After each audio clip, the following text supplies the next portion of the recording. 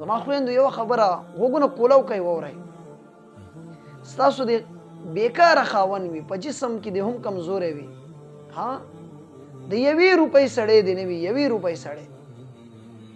او چې ستا یو پلار کروڑپتی اربپتی که نه د هغه کروڑپتی اربپتی پلار نه ستا دا بیکاره خاوند کروڑ درجې زیات غوره دی ځکه غوره دی چې په دې خاوند باندې ستا عزت محفوظه ده په دې خاوند باندې ستا ناموس محفوظه ده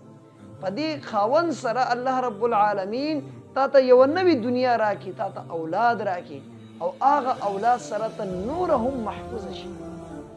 الله زامن راکړي الله لونه راکړي د دې خاوند دی وجې نه ستا نسل بړوي